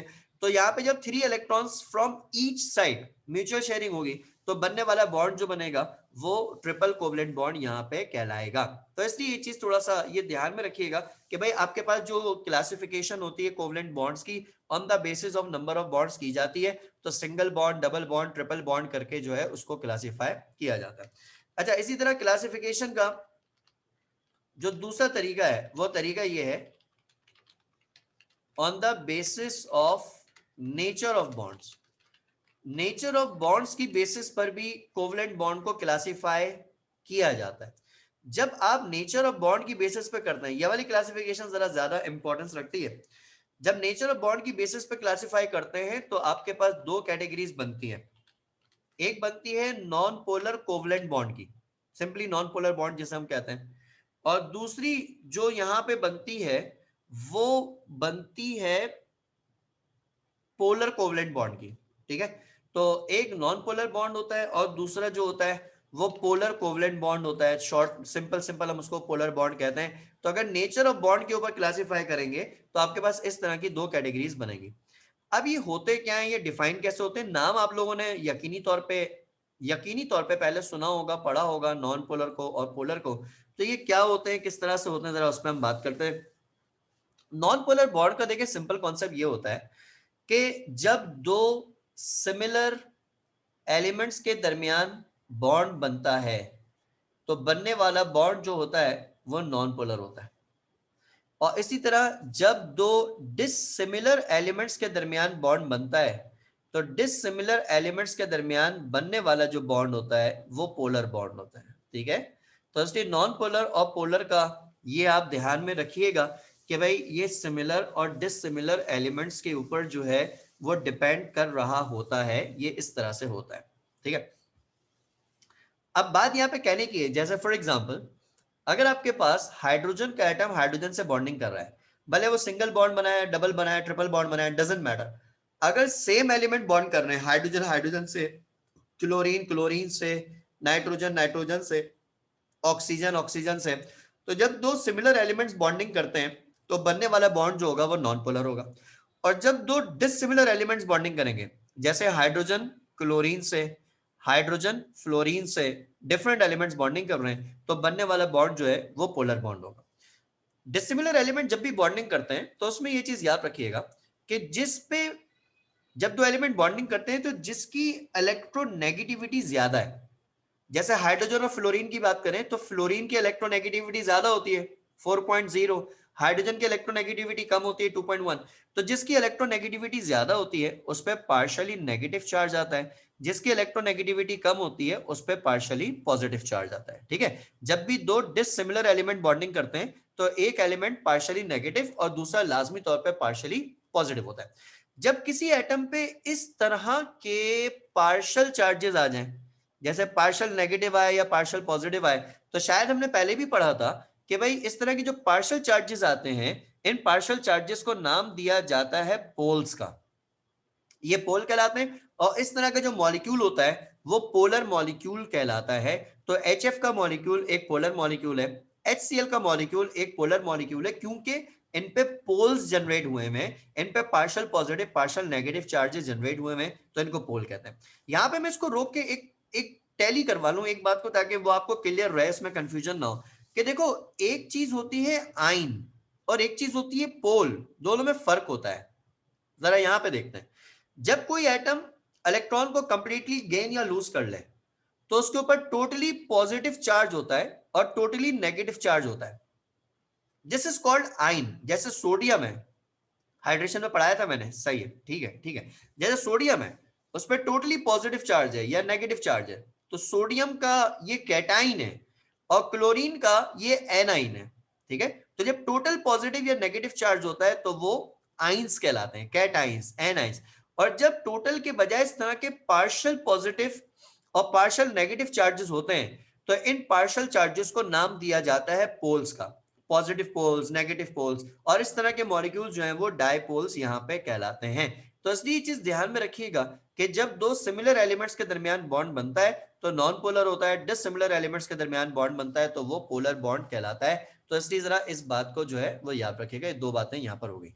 अच्छा, तीसरी बात इलेक्ट्रोनेगेटिविटी डिफरेंस के पॉइंट ऑफ व्यू से, जब भी दो सेम एलिमेंट्स बॉन्डिंग करेंगे बच्चों, तो जितनी इलेक्ट्रोनेगेटिविटी फर्स्ट एलिमेंट की है उतनी इलेक्ट्रोनेगेटिविटी सेकेंड एलिमेंट की भी है। ठीक है, तो अगर आप इलेक्ट्रोनेगेटिविटी का डिफरेंस निकालेंगे तो इलेक्ट्रोनेगेटिविटी का डिफरेंस हमेशा जीरो आएगा। तो जहां कहीं पर नॉन पोलर बॉन्ड होता है तो वहां पे इलेक्ट्रोनेगेटिविटी का जो डिफरेंस होता है वो जीरो होता है। और उसके अगेंस्ट में जहां कहीं पर भी पोलर बॉन्ड होता है तो वहां पर डिफरेंट एलिमेंट होते हैं, जैसे हाइड्रोजन और क्लोरीन हो गया, हाइड्रोजन और फ्लोरीन हो गया। तो जहां कहीं पर भी पोलर बॉन्ड्स होते हैं वहां पर जो इलेक्ट्रोनेगेटिविटी के डिफरेंस होते हैं वो इलेक्ट्रोनेगेटिविटी के डिफरेंस कभी भी जीरो नहीं होंगे।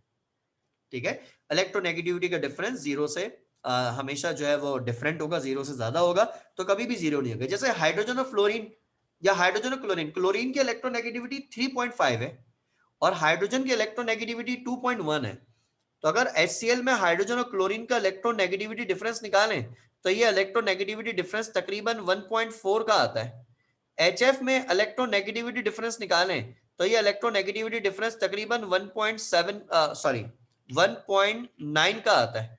तो बात क्या है कि जहां कहीं पे पोलर बॉन्ड बनेगा तो वहां पे जो इलेक्ट्रोनेगेटिविटी डिफरेंस होगा वो जीरो के अलावा हमेशा होगा, कभी भी ये डिफरेंस जीरो नहीं होगा। तो इस चीज को ध्यान में रखिएगा।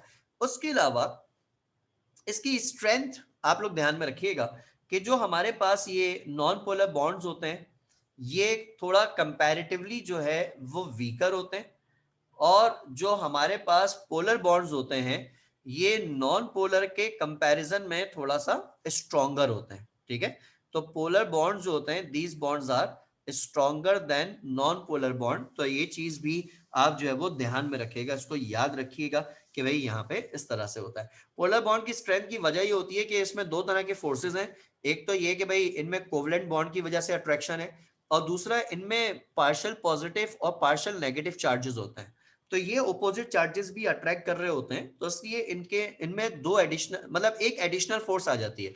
कोवलेंट बॉन्ड तो देखो नॉन पोलर में भी प्रेजेंट है, कोवलेंट बॉन्ड तो पोलर में भी प्रेजेंट है। कोवलेंट बॉन्ड की तो अपनी स्ट्रेंथ है, लेकिन पोलर बॉन्ड में जो एडिशनल स्ट्रेंथ आती है वो ये आती है कि इन पार्शियल पॉजिटिव और पार्शियल नेगेटिव चार्जेस की वजह से, इन पोल्स की वजह से, ये जो लेफ्ट और राइट पार्ट होता है मॉलिक्यूल का, ये पार्टिकल्स एक दूसरे को मुसलसल अट्रैक्ट किए हुए रहते हैं, तो वो एडिशनल फोर्सेस जो होती हैं उनकी वो बॉन्ड को ओवरऑल स्ट्रॉन्ग कर देती है। और जब स्ट्रॉन्ग बॉन्ड्स होंगे तो ऑब्वियसली फिर इनके कैरेक्टर्स में फर्क पड़ेंगे। जैसे जो नॉन पोलर बॉन्ड्स होते हैं, अगर हम इनकी बात करें तो इनके जो बॉइलिंग पॉइंट्स होते हैं वो कंपैरेटिवली जो होते हैं वो लो होते हैं, जो नॉन पोलर बॉन्ड्स होते हैं।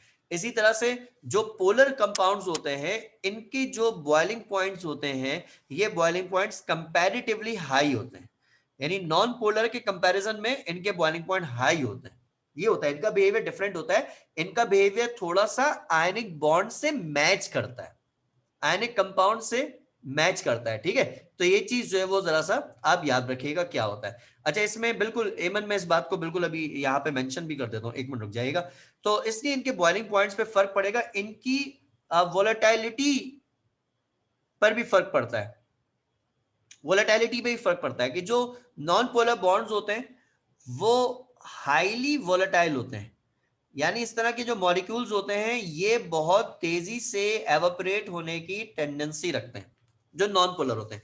उसके अगेंस्ट में जो पोलर होते हैं उनकी जो वोलेटिलिटी होती है वो उसके कंपैरिजन में कम होती है, वो लो वोलेटाइल होते हैं, वोलेटिलिटी जो होती है वो उनकी कम होती है, यानी वो स्लोली एवापोरेट यहां पर होते हैं।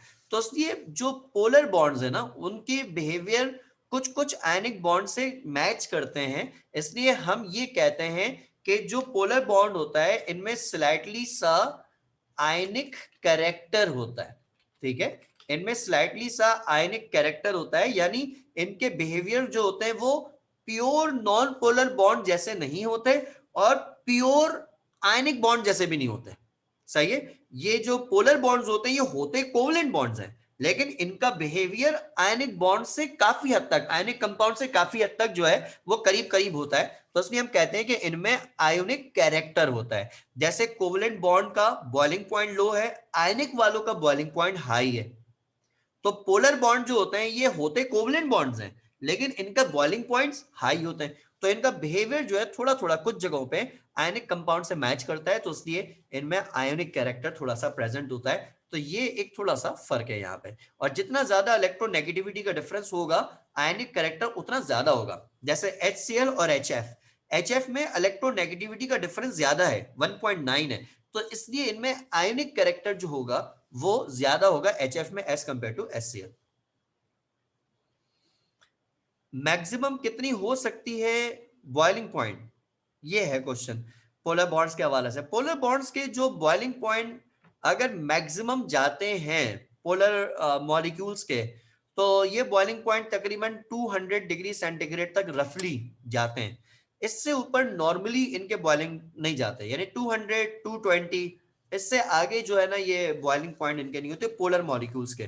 तो नॉर्मली इस तरह से जाता है। तो मैक्सिमम की वैसे कोई लिमिट नहीं है, कोई डाटा हमारे पास है भी नहीं, लेकिन एक रफली एस्टिमेट है कि 200 220 240 चला गया किसी का, तो अगर चला गया इससे आगे कभी नहीं जाएगा। ये नहीं कि वो 800 और 900 डिग्री सेंटीग्रेड तक जा रहा है, बस वो 200 के आगे पीछे घूमता रहेगा, मैक्सिमम इतना जा रहा होता है। तो ये चीज है।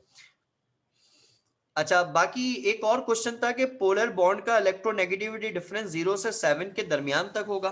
देखो पोलर बॉन्ड का इलेक्ट्रोनेगेटिविटी डिफरेंस की स्टैंडर्ड लिमिट की अगर मैं बात करूं ना, स्टैंडर्ड लिमिट, तो स्टैंडर्ड लिमिट यही है कि भाई इलेक्ट्रोनेगेटिविटी का जो डिफरेंस होता है वो 0.1 से लेकर तकरीबन 1.7 के इन बिटवीन होता है, इन बिटवीन होता है, नॉर्मली ये स्टैंडर्ड है। अब ये कि HF वगैरह का जो केस है वो थोड़ा सा एक्सेप्शनल है। HF बेसिकली कुछ ज्यादा ही एक्सेप्शनल है कि उसमें 1.9 का इलेक्ट्रोनेगेटिविटी डिफरेंस है, वरना एक स्टैंडर्ड जो वो सेट हुआ हुआ है वो ये हुआ हुआ है कि अगर इलेक्ट्रोनेगेटिविटी का डिफरेंस 0 है तो वो नॉन पोलर है, और अगर इलेक्ट्रोनेगेटिविटी का डिफरेंस 0 से ज्यादा है लेकिन 1.7 से कम है तो फिर वो पोलर की कैटेगरी में आता है। मैं थोड़ा सेफ साइड पे लिख दूं कि 0 से 1.6 लिख दूं, ये ज्यादा मुनासिब हो जाएगा 1.7 पे, क्योंकि फिर आयनिक वाले बिहेवियर्स आ जाते हैं, तो ये थोड़ा सा सेफ साइड पे मैं इसको लिख देता हूं। तो ये एक इसकी रेंज है, एक्सेप्ट एच एफ जो कि बहुत ही एक्सेप्शनल है, एक नॉर्मल रेंज जो होती है वो इस तरह से होती है। अच्छा, दो तीन प्रॉपर्टीज है, थोड़ा सा उन पे बात कर लेते हैं।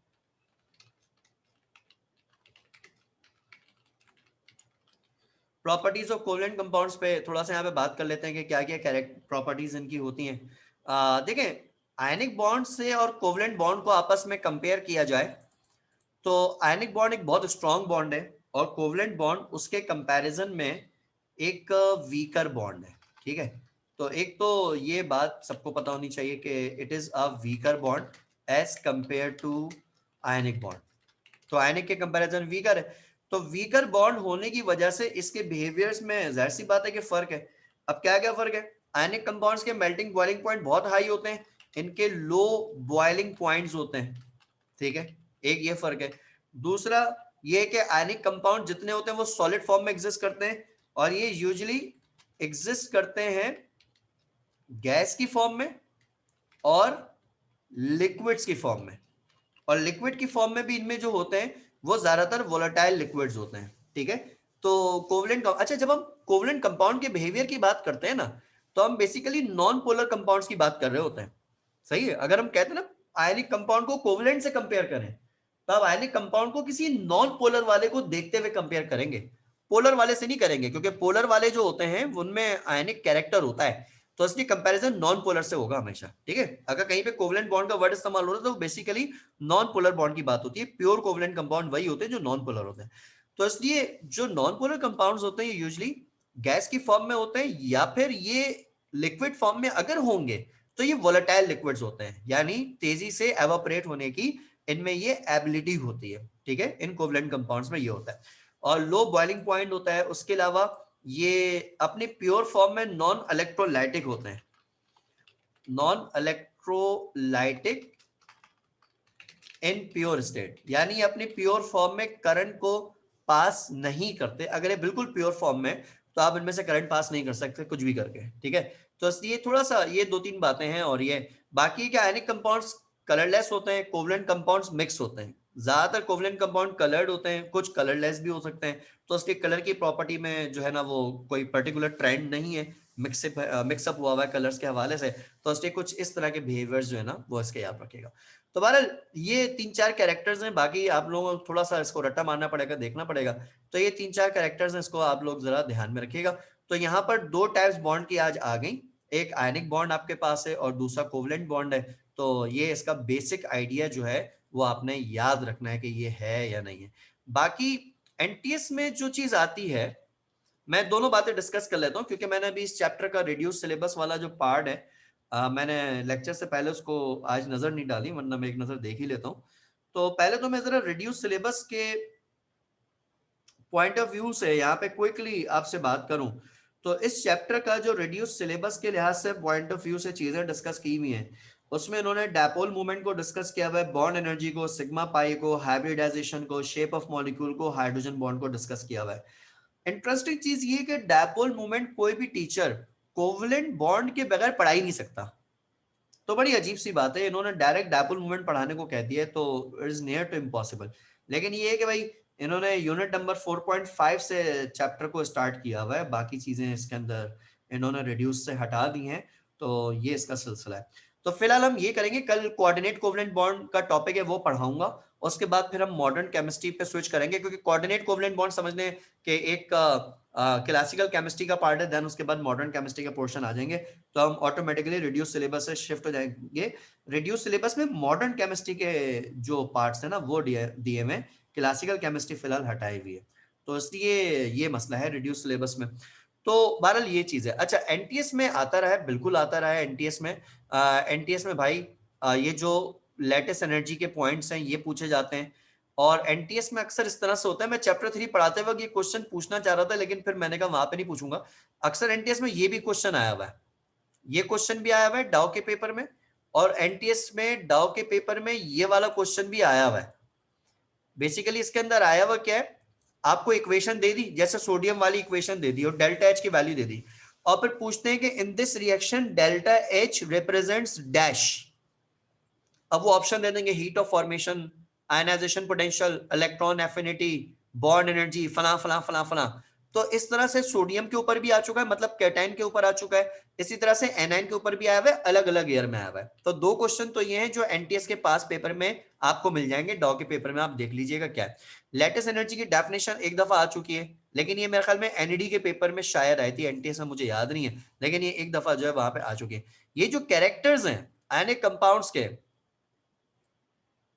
ये कंडीशन, सॉरी कैरेक्टर्स नहीं कंडीशन, ये कंडीशन बड़ी इंपॉर्टेंस रखती है, ये पेपर में नहीं आई है अभी तक, लेकिन ये बड़ी इंपॉर्टेंस रखती है, ये पूछी जा सकती है एनटीएस के पेपर्स में कभी भी किसी भी ईयर में, तो ये ध्यान में रखिएगा।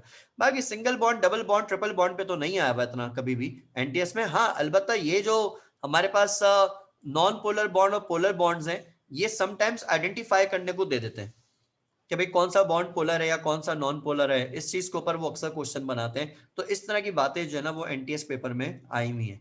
तो इसलिए तकरीबन 3 तरह के क्वेश्चन जो है ना इन टॉपिक से एनटीएस के पेपर में आए हुए हैं, तो उसको बस थोड़ा सा आइडिया आप लोग ध्यान में रखिएगा। बाकी ये कल इंशाल्लाह फिर मैं डेटिव बॉन्ड पढ़ाऊंगा, कोऑर्डिनेट कोवलेंट बॉन्ड, और उसके आगे फिर मैं सिग्मा बॉन्ड और पाई बॉन्ड वाली जो टाइप्स है उन पे निकल जाऊंगा, जो कि मॉडर्न केमिस्ट्री का पार्ट है, तो उसके आगे से फिर उसको देखेंगे, ठीक है ना। तो इंशाल्लाह ताला फिर कल के लेक्चर में और फिर आगे के लेक्चर्स में जो है हम आहिस्ता आहिस्ता करके इस चैप्टर को जो है आगे बढ़ाएंगे। और आगे कुछ टॉपिक्स इसके थोड़े अच्छे हैं, जैसे हाइब्रिडाइजेशन वगैरह, अगर आप लोगों ने कभी किसी सीनियर से सुना हो, वो थोड़ा सा टफ टाइम दे देता है, तो थोड़ा से वो टॉपिक्स हैं जो जरा मुश्किल तो नहीं कहूंगा मैं, उससे मुश्किल चीजें आप पीछे पड़ चुके हैं, तो ये कि थोड़ा सा अच्छा टफ टाइम दे रहता है, मजेदार टॉपिक्स है।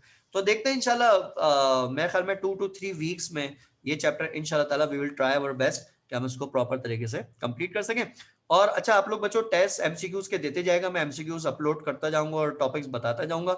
अभी चैप्टर 3 का एक पूरे चैप्टर का टेस्ट मैंने लेना है, आफ्टर 2 और 3 डेज मैं पहले उसको कंपाइल कर लूं, तो फुल चैप्टर का भी टेस्ट देना है, तो उसको तैयार कीजिएगा। उसके अलावा मैं टेस्ट जो है वो सीक्वेंस से अभी कंडक्ट करूंगा वापस से, यानी चैप्टर 1, चैप्टर 2, चैप्टर 3 का तो हो जाएगा, चैप्टर 5, चैप्टर 6, चैप्टर 7, चैप्टर 8, और फिर जब तक इन चैप्टर्स के लूंगा तो चैप्टर 4 में पढ़ा चुका हूँ, तो फिर चैप्टर नंबर 4। तो सीक्वेंस से आपने जो है ना पूरे बुक के टेस्ट देने, और पूरे बुक के टेस्ट देने के बाद आपने दोबारा पूरी बुक के जो है वो रिड्यूस सिलेबस के हिसाब से टेस्ट देना है। अभी तो फुल चैप्टर के टेस्ट दे रहा हूं मैं, क्योंकि रिड्यूस है नहीं है, आई डोंट माइंड, मैं सारी चीजें उसमें ऐड करके लूंगा, लेकिन एक दफा चैप्टर वाइज पूरी बुक का टेस्ट हो जाए तो उसके बाद पूरी बुक का सिर्फ रिड्यूस सिलेबस के हिसाब से हम टेस्ट लेंगे। तो तकरीबन मेरे शेड्यूल में जो टेस्ट अभी आ रहे हैं वो तकरीबन 10 के करीब टेस्ट हैं जो मैंने अभी कंडक्ट करने हैं आप लोगों के। तो जरा आप लोग जरा तैयार रहिएगा, अगले 1 महीने में हम 10 टेस्ट इंशाल्लाह ताला एमसीक्यूज के कवर अप करेंगे, और विद इन अ मंथ जो है हम ये पूरे कोर्स को कंप्लीट करेंगे along with all that test. तो इसलिए जरा बच्चों तैयार रहिएगा, चीजों को पढ़िएगा, जनवरी के एंड तक आप लोगों को मैं बिल्कुल फ्री कर दूंगा इन तमाम चीजों से, ठीक है बच्चों। फिर आगे फिर प्रैक्टिस वगैरह कर लिया करेंगे वंस इन अ वीक कभी बैठ के, तो वो कोई मसला नहीं है, लेकिन ये है कि हम जनवरी के एंड तक जो है चीजों को कवर अप कर देंगे, ठीक है। चले बच्चों, थैंक यू सो मच बच्चों, टेक केयर, अल्लाह हाफिज।